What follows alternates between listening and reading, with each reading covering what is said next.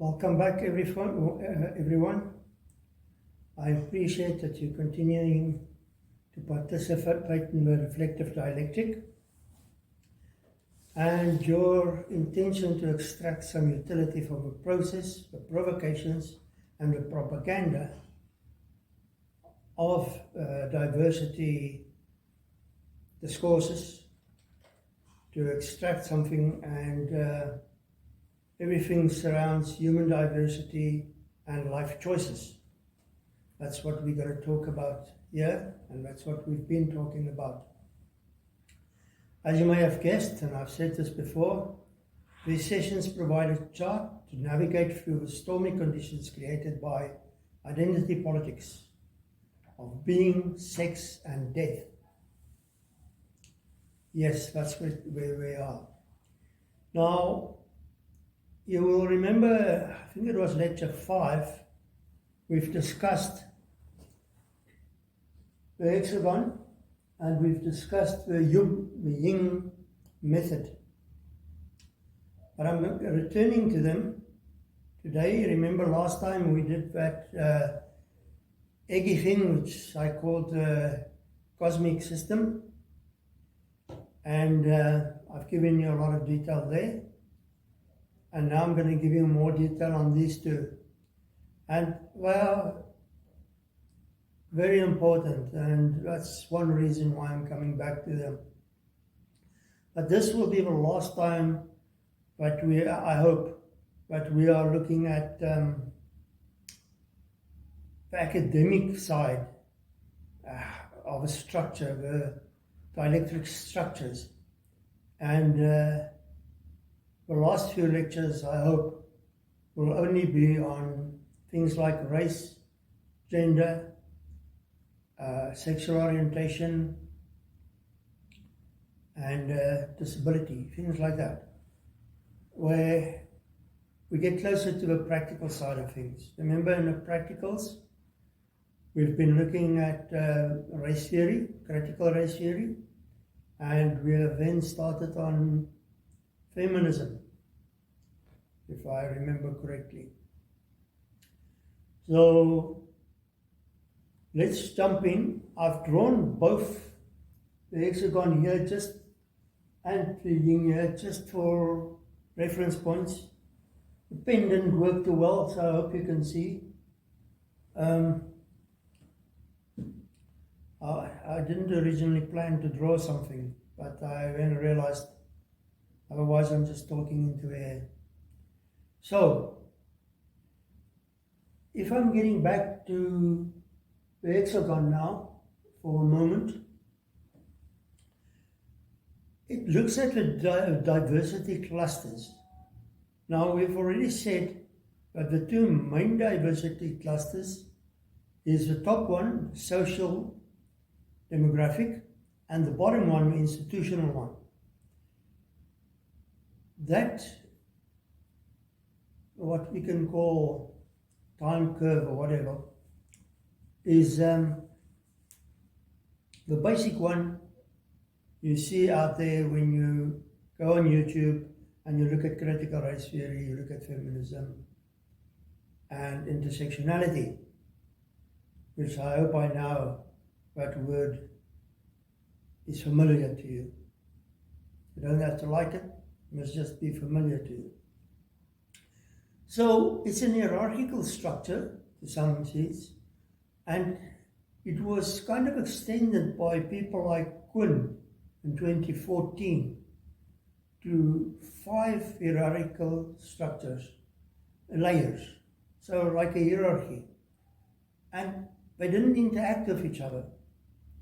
So with a hexagon, we've got a lateral configuration, and they interact with each other in various ways. But the first thing I want to do, which I haven't done last time, is to describe each of these 6 clusters more clearly to you, starting with a biosocial, political, demographic cluster. Sorry, I didn't welcome the people who may be surfing online. Welcome to you too. Sorry, I forgot about them. Right. You've been distracting me. If I can shift the blame. That's what we do here. We shift the blame. Right. Not really. Biosociopolitical demographic cluster. That's a long name which I've given it to describe it more clearly. Now, as I've just said, that's almost everything you see when you look at feminism, critical race theory and things like that. It's all about what I can see you are, if I can put it this way. Now, it consists of mainly public things, what I can see. I can see your color. But not everything. I can see you tall, but that doesn't count. It's your color, it's your facial structure, that's what counts. Right. And whether you're male or female. Not that easy. We'll get to that. Right, from a power perspective, it incorporates a combination of both meta-identity and intersectionality. So meta-identity kinds of is the opposite of intersectionality, the good side of it. Intersectionality is how many times you can discriminate against me. Where I'm using meta-identity as who am I in my different identities, and how does each identity make me a better version of myself. So, that's that difference. Now, the demographic attributes are an input focus to diversity discourses, and it's dominated by, if you remember the previous time, the pico and the meso subsystems. Right in the center of that eggy I've drawn. Eggy it's a very good word. Right. Now, how can I describe this cluster more clearly? Well, it's about social being within a socio-political construct. That's what it is. It says here social functionality, but I don't think so. It must be social being. I'll have to correct that. I'm just going to correct that quickly.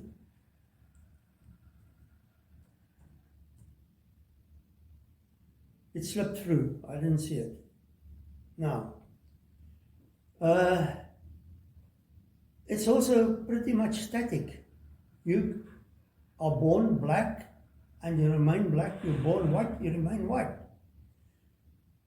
Male, female, it doesn't work like that anymore apparently, so let's leave that one. But you're born with a disability, and there's a good chance that you will have a disability your whole life. If a person is dyslexic, like me, then you'll be dyslexic, always. Now, as I said, it's the more obvious features, and it strongly determines identity formation. I can't say that enough times. That's what it does. It strongly determines identity formation. And that's all it do. Right. So when you're a child, this is what you kind of influence you. And that's what you become. And it follows you for your life. Right. So it contributes to the individual heterogeneity, more versions of yourself. And as I said, that's a meta-identity. Right. What are we looking at?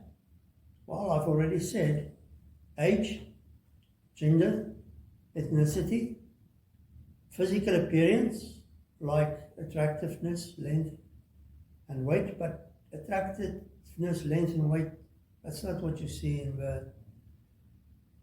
either in the media, the social media, or in academics. When you look at diversity, you don't see those things. There could be a paper or two, and I know there's a paper or two on attractiveness. I've seen them, but they're very low key. So it's very obvious. And disabilities and sexual characteristics, that LGBTQ thing. We'll still get to that. All that's the social demographic. So now let's drop to the bottom of it and go to institutional attributes. Now there's a few main things about it. I would say two. First, it's institutions as oppressions. So we had now your demographic as some oppress and others are victims. Now the institutions does the same thing. And the people who oppress in the social demographic is now the institutional oppressors. The victims remain the same as well. Now, I'm focusing on the institution here because in liberal democracies, power is distributed into the executive, the legislative, and the justice authorities. They kind of are counterbalances of each other. So, and then there's the media freedom, which is very important to keep all three others in check. So you corrupt the media and you can corrupt the rest. Or you ban the media and you can corrupt the rest, which is the thing they mostly do. Right. Although some of the mainstream media today, they're not the same man 30 years ago anymore. They are very much corrupted in some instances. Although I blame social media, shifting the blame. Today on social media you can sometimes get much more accurate information than on mass media. Don't kill me for that. That's only my view. So we've got this free authorities which keeps each other in check in liberal democracies. Keep that in mind. It's not only people going to vote, it's more than that. Now, the whole thing is because this is so strong, Marxist-Leninist forces must undermine the liberal institutions. Now, the institutions can be civil, such as justice. They can be social, such as NGOs. So, and they can be private, people who try and make money, right, from doing things. You can look at it from a power perspective, and it's a combination of organizational, structural, economic, and political powers. Now, the other thing which you must keep in mind in institutions is not only the institution, but also people in the institutions organizing it, driving it, managing it. And you must account for them as well. But they are also accounted for in other places. So I've kind of downplayed them here a little. Right, and if I'm referring back to that Eggy thing, this is kind of outside of it, the outside layers, where the demographic was the inside layers. Now, what can I tell you about institutional? I've already told you that the individuals are participants in the system, and they assign attributes to the system, to the institutions, and what the institutions will do. Right, I've already told you it's social, civil, and profit. Here's an important one. And it's about the services you get from the institutions. Remember, we said people are oppressed by, let's call it the bosses or the people in power of the institutions on the grounds of race, gender, sexuality, disability, and others' age. I must remember the age one. So we've already said that, but there's a very other important one which is never mentioned, and you're going to hear it for the first time on the Reflective Dialectic. It's about service levels, and it says service deficits, which is almost always accompanied with responsibility evasion, leads to discrimination experiences and mental injuries to all who must use that service, independent of your demographics. So within institutions, there are two types of discrimination. The first one is the one we all hear about, the demographics, and the second one is the service levels. Now, the radicals who are Marxist will never mention this, because you go to communist Russia or to communist China and you get really bad service. And if you want YouTube references, I can give you YouTube references. Just come to me afterwards. I'm not going to do it on here. Right. Now, the personal demographic. Remember, Quinn didn't have it one.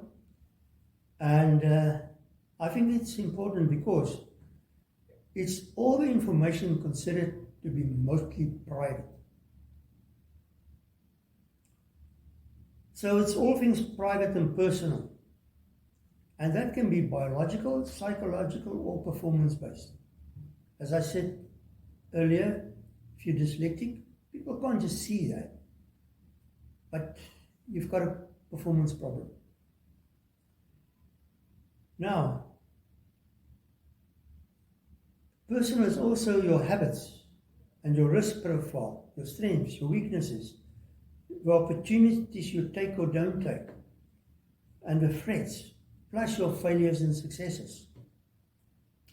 And then here's another one you've probably not heard before. All things notarial and institutional. Well, notarial is you must register a birth. You get an ID number in some countries or a social security number in others. That numbers are all personal and they are notarial. Right. There's also on the personal side is your integrity and the protection of your good name. So I think that kind of tells us everything. Also your status at work can be included there instead of at the institution. So, right, let's go to the next one, the psychological cluster.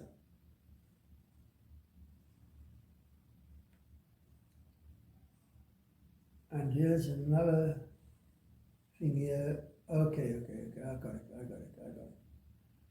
Right, we've done the personal, we got the psychological.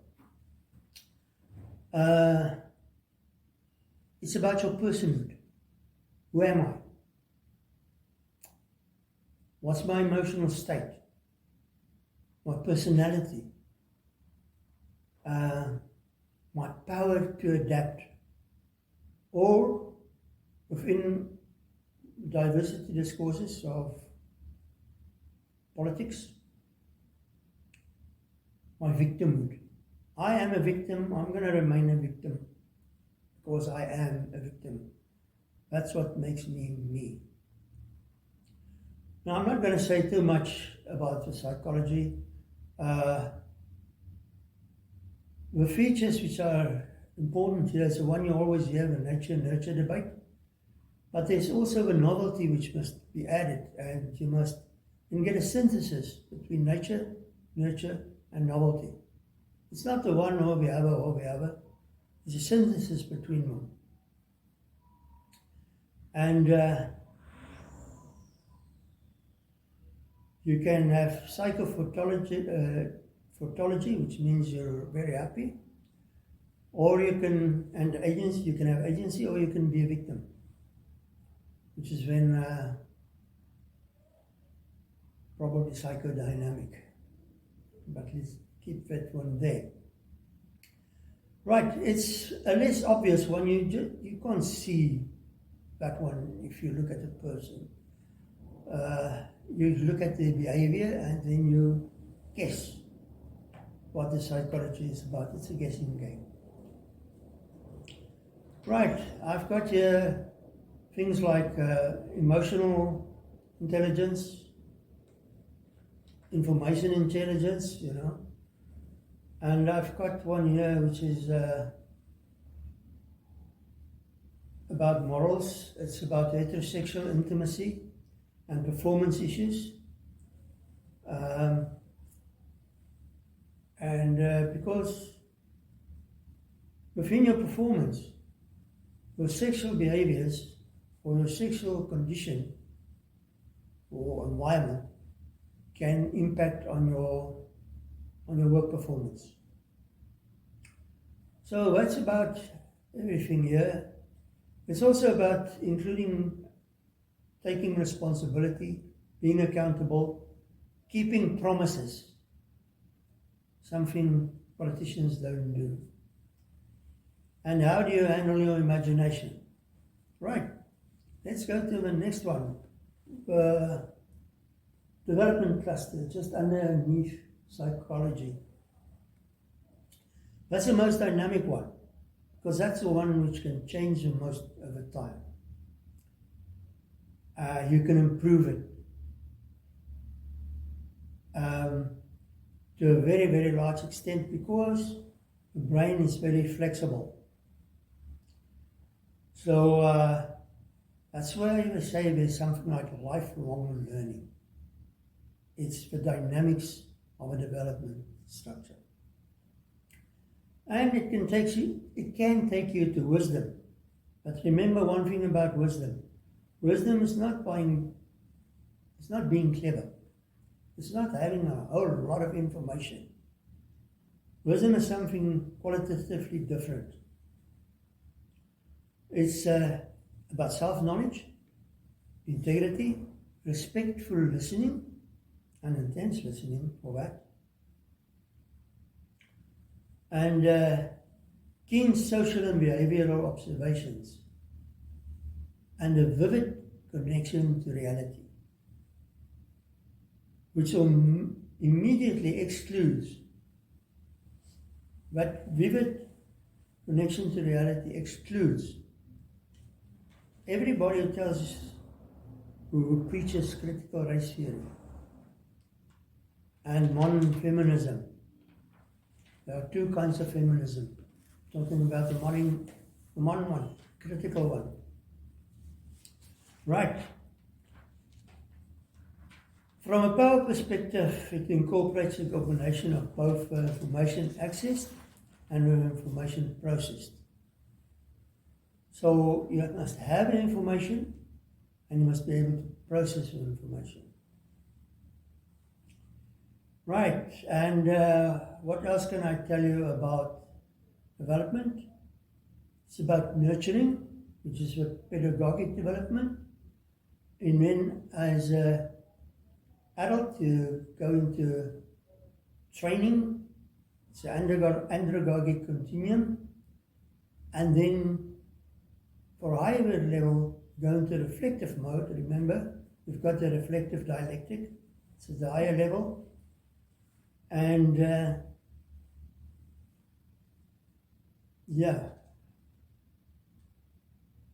it's also about early socialization and strongly determines identity formation.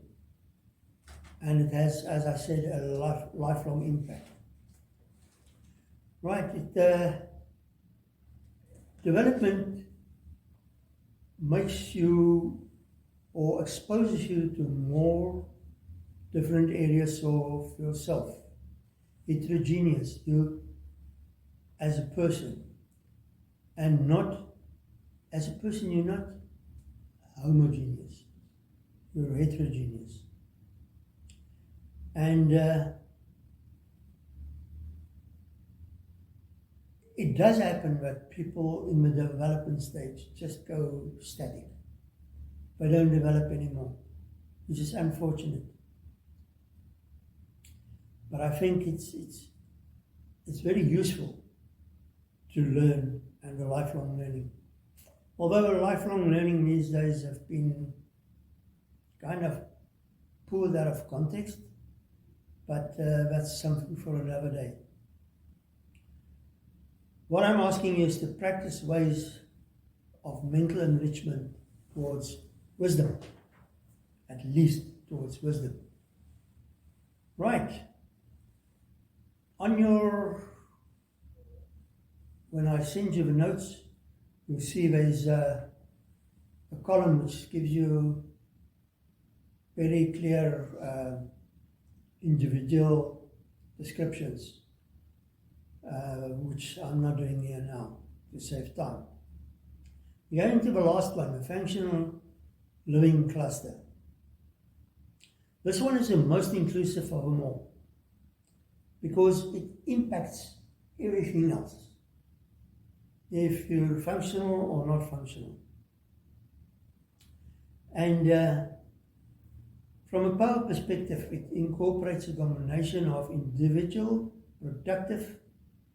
productivity, relevance realization, and interrelational behavior. Now, to be productive, you must know what's relevant, and you must be able to communicate it, if I can put it in a different way. Now, this is a cluster about meritocracy. Remember, critical race theory doesn't like meritocracy. They want equality or equity. So it's not merit, it's equity. You're getting rewarded for being there, not for achieving anything. It's not about achievement. That's what merit and meritocracy do. It's about achieving things. That's also what development is about. It's about achieving things. And it evaluates the strength of a learning behavior and task completion. Remember that there are those people who they must fall over a deadline before they do something about it. I'm talking about them. Right.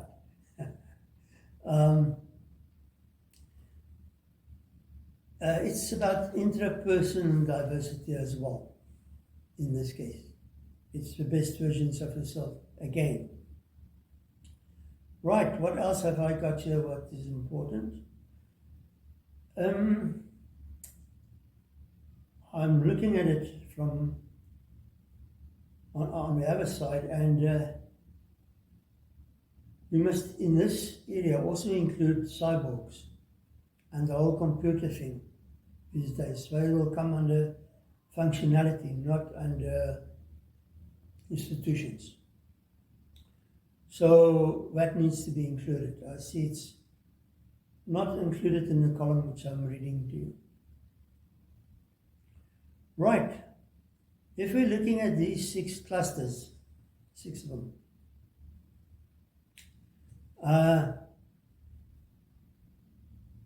What's the benefit? I've already said it's more dynamic. The boundaries aren't that specific, and they can work across the boundaries for analysis sake. So if you look at the top three, the personal, the biosocial, and the psychological, that's the antithesis. And you're going to see it on the thing as well, the antithesis. It's the top three there. So the top half is the antithesis. Then the functional, the institutional, and the developmental, that's a liberal thing. That's a thesis. Scientific things, that's a thesis. And then the synthesis is to integrate them with, given the constraints on them, the power, structure, energy, the environment, and ethics. We did that in detail last time. I'm not going to do it again. So, that's done. Now I'm going to look at the light cone structures. The first one, there are three of them. The first one we've done already. It's the social, demographic, and the institutional. And that's what you normally hear. And when you read things. And that is the one where we said that the antithesis, the postmodernists rejected a thesis of modernism from the 1850s. So it's this 1850 projection.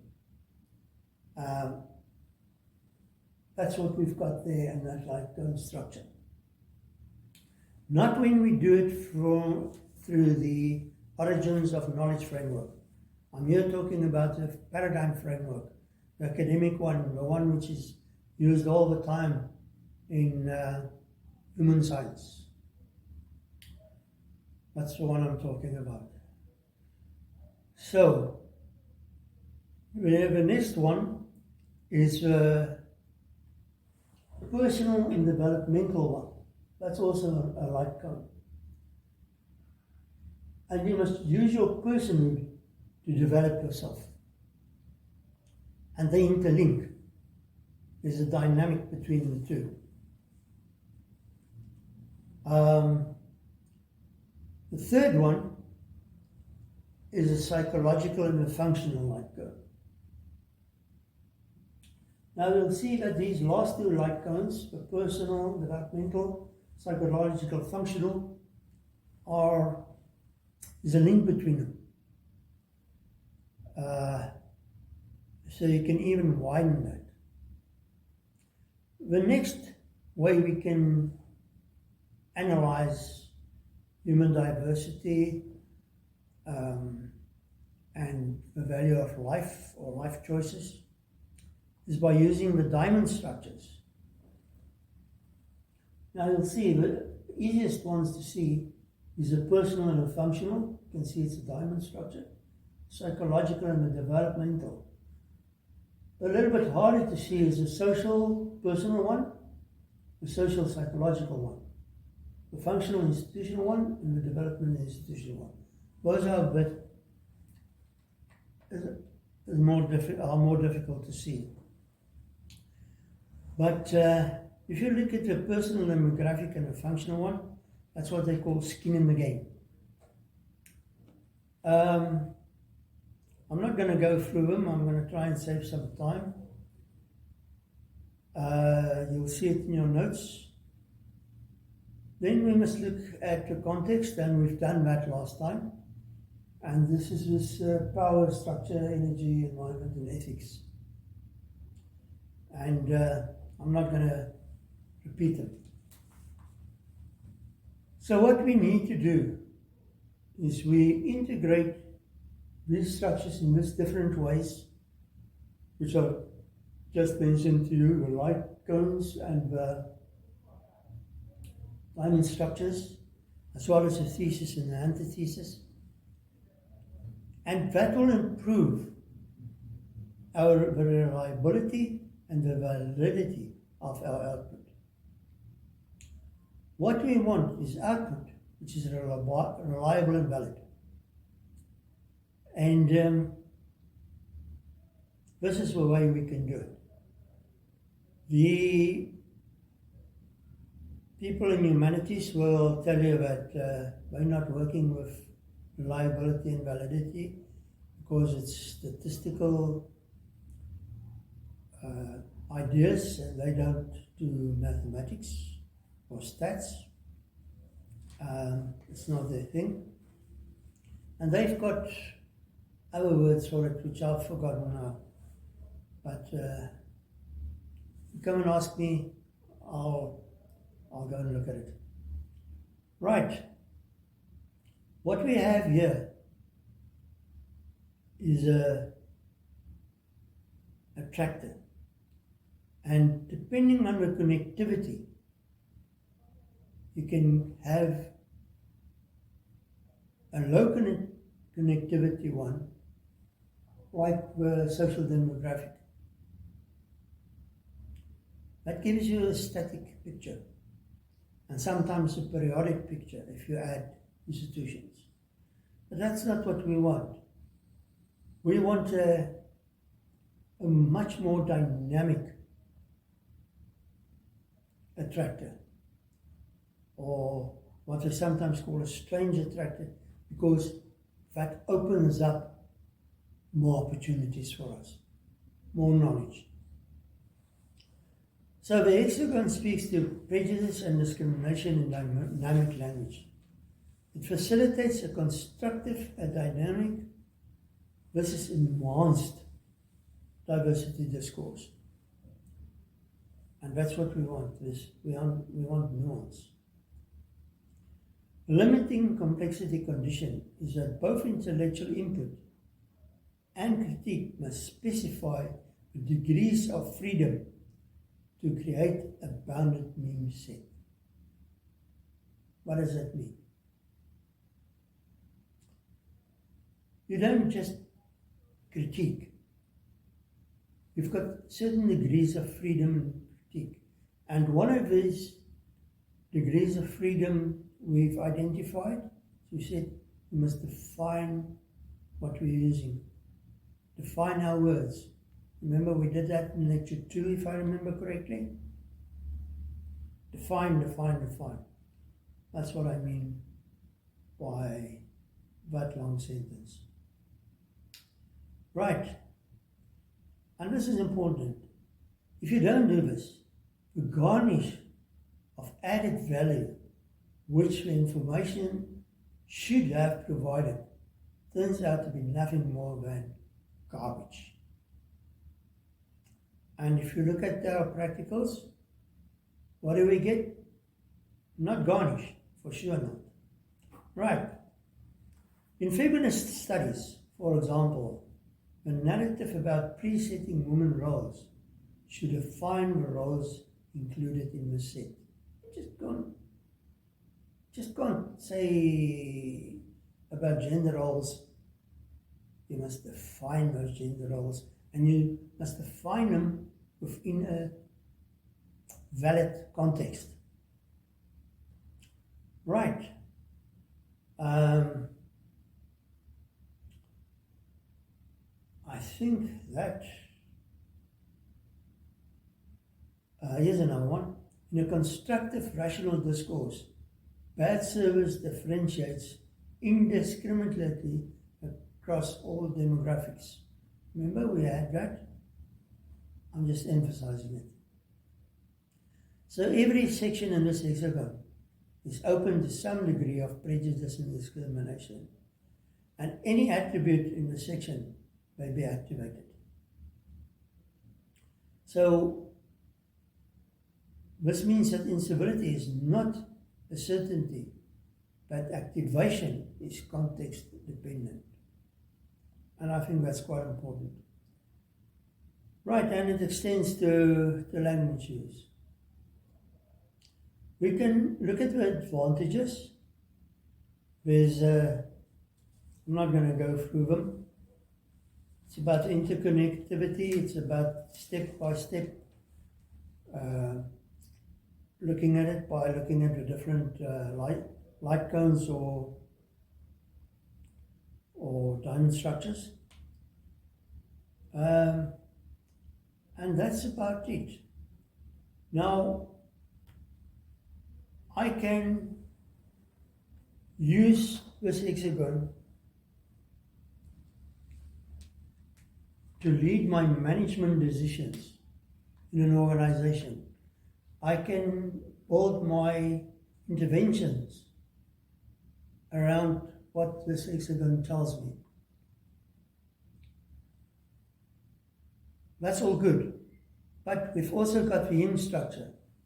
And just to end, I just want to say how it integrates into the hymn structure. Because the hymn structure gives a different dynamic.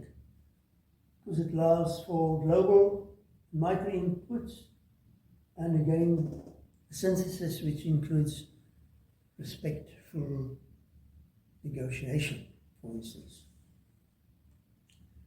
Right, the competition between the 6 diversity clusters. This one's over here. To determine which one dominates and impacts most on management's time and receives a lion's share of the resources. First thing to look at. If we say they are competing, which one of them takes most of management resources? I can tell you it's a social demographic because of government legislation and social pressure on social media, and the institutions because they must run their businesses. Now, we should focus here on the institution running the business. But social demographics are distracting them. The second thing they should focus on is the functionality of the people. You know, the business is as good as its people. Not as diverse, demographically diverse, but functionally diverse. And to focus on that, we must focus on the development. But we must accommodate, because you can't see it, we must accommodate the psychological part of it. And the psychological part of it sometimes can distinguish between productivity and a lack of productivity, laziness, if I can call it that, but it's not actually what I mean. But I can call it that. So, what else? I've got the micro and the macro inputs. And then how do we measure? We can measure objectively, and you know there's a return on investment. I send you for a training course, and when you come back, I want higher productivity on what I trained you in. That's return on investments.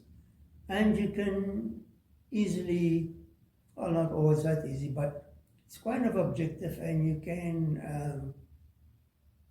account for it and really get to a number of how productivity increased. Then there's a subjective one, I think we've spoken about it, which is a return on not affirmative investments. We're not here to do the government's work. It's on the subjective side, return of effective investments. And it's not so easy to measure, but you can measure it through reflectivity exercises and things like that. And it can tell you, it tells you about the atmosphere in your business. So one is the numbers, and this one is the atmosphere, the effective investments.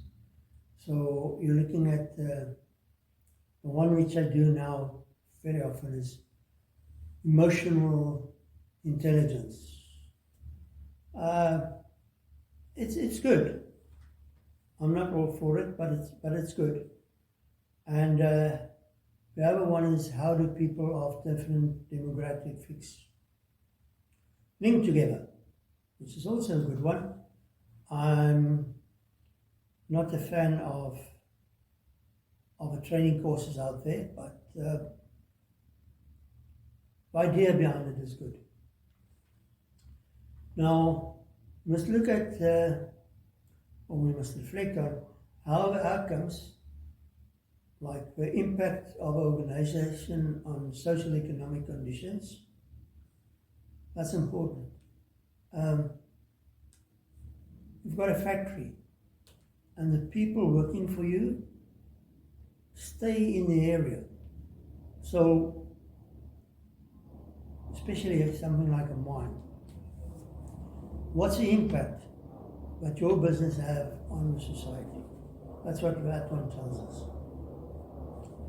And then the personal and psychological wellness of, first, your employees, secondly, your suppliers, thirdly, your customers, and fourthly, the public in general.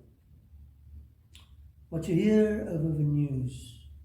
So it's very much, the public one is very much your brand name, the quality of your brand name. Okay, and then there's the ethical balance, and I wish that one will attract more attention on stock exchanges when people make investment decisions, but not really. We're looking at environmental impact these days, social impact, but ethical balance, not so much. That's my opinion. Okay, the environment we're looking at. And it can be done locally, nationally, or internationally. So, the use of a dialectic systems, such as these, to analyze organizations' performance in management identity politics. You need to manage this identity politics in the human diversity and inclusion in your business, as well as the value of life. This whole thing about can women go for an abortion? It impacts on businesses. So all that must be accounted for. And we can, using the system. And what we also do is we use reflection and provocation, or provocative questions. You remember that philosopher, Greek one, Socrates? He used to ask these provocative questions. We must get back to that. Right, what I want you to do for continuous practice, just before we go home, is again familiarize yourself with what we've done and practice it. And then for our next practical session, we're going to look at Dr. Ade van Heerden and my thoughts on modern feminism. And it was a TED Talk on YouTube 2020. So I think we can add more practical sessions on feminism, one more maybe before we go to sexual orientation. And on the lecturers, when I see you now next time, the lecture will be on race, racism, and racialism. And that's going to be a fist fight. So get ready for next time for the fist fight. Thank you for your time, attention, and curiosity. Until next time.